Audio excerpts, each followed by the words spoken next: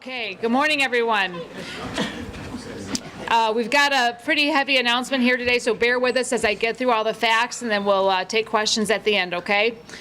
Today, we are announcing our plan for how we are going to spend a significant chunk of the RAMS interest funds that were allocated by the Board of Alderpersons for the tornado response. This allocation was completed last month, along with several million of ARPA funds and community development block grant money.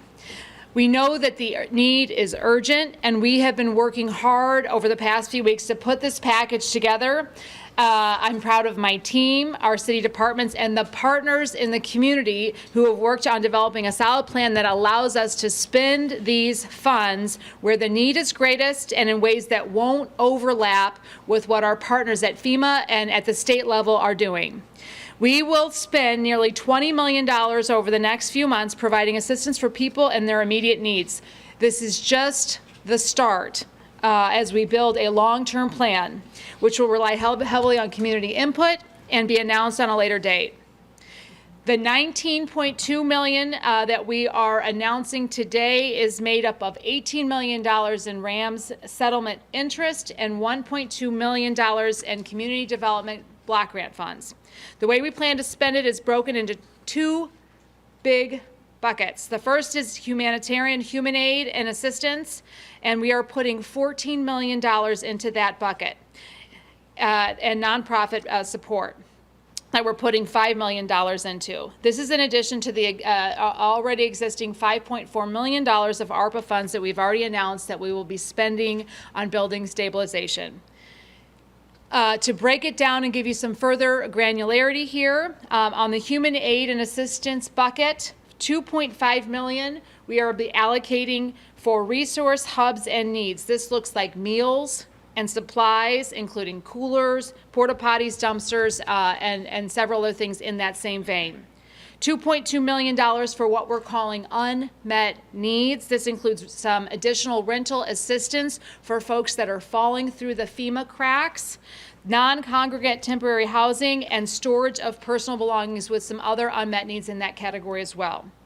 $5 million in home repairs. This is on top of the already mentioned $5.4 million in ARPA funds that are going to building stabilization. This is a home repair program which will be targeted at un- and underinsured homeowners.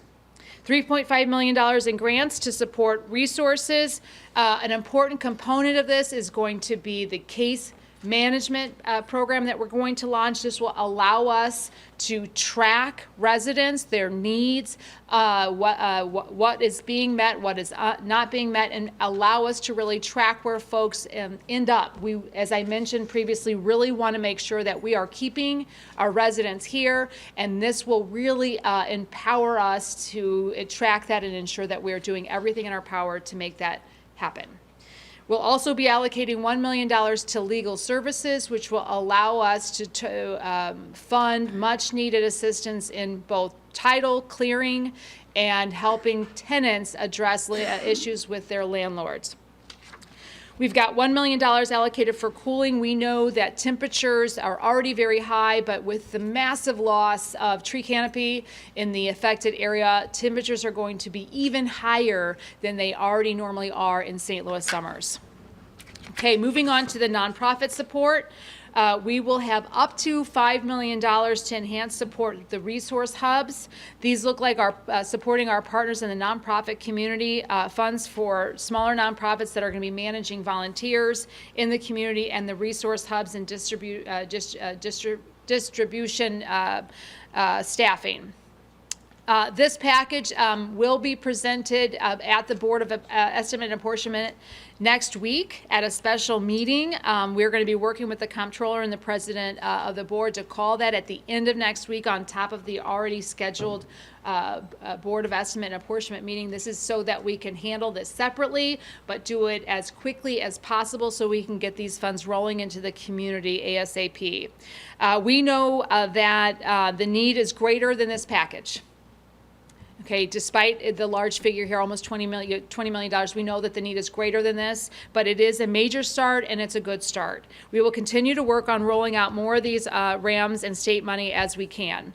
But this does leave some of the RAMs interest funds on the table. This will allow us to be nimble as we move through the summer and we see where these funds are being used most quickly, so we can pivot and be able to reallocate additional funds where they're needed most.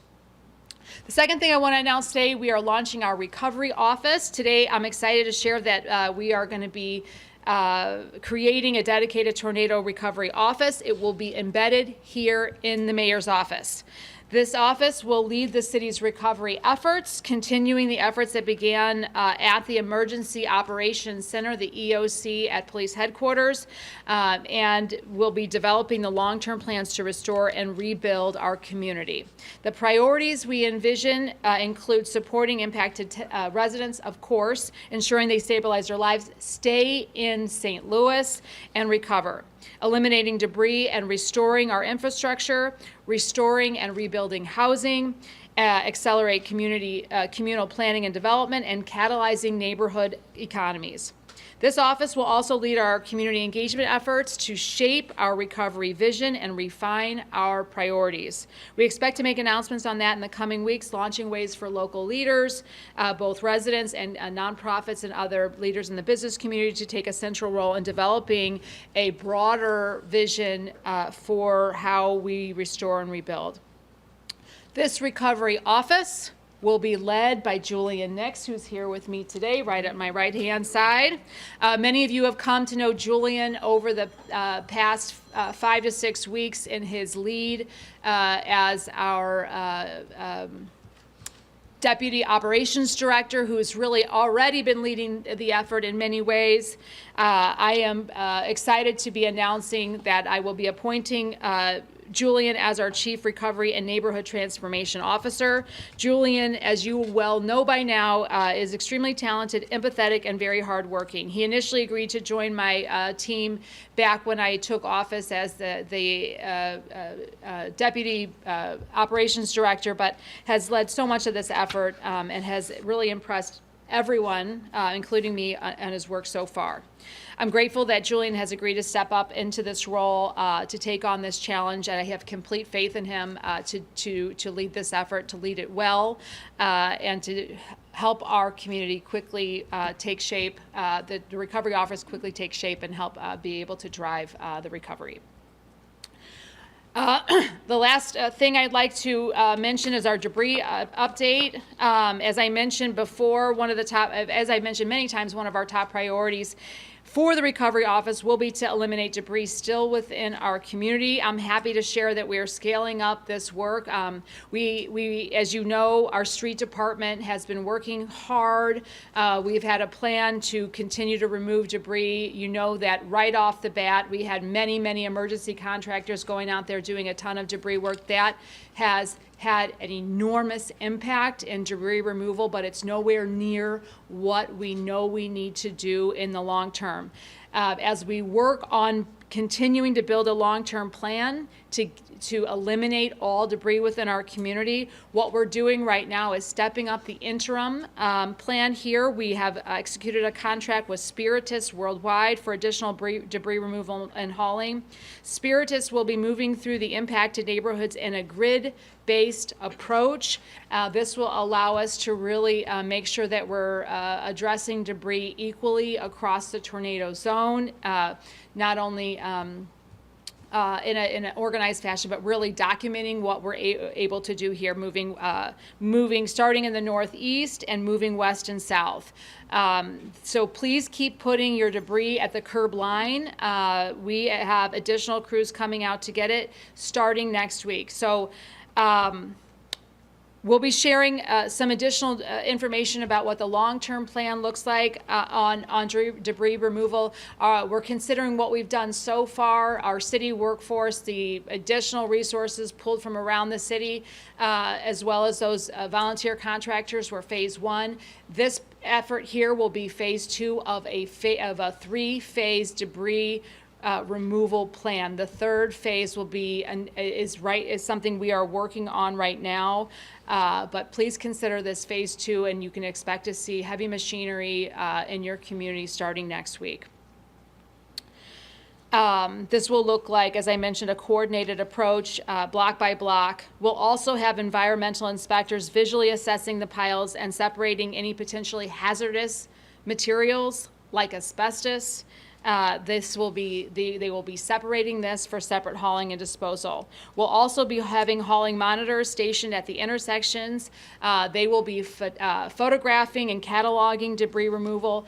This is in an effort to maximize potential FEMA reimbursement. This process, the debris removal, is going to be an enormous undertaking and enormously expensive, and we want to make sure we're doing everything we can to follow FEMA guidelines, to be within health standards set by the Department of Natural Resources and, of course, our own health department.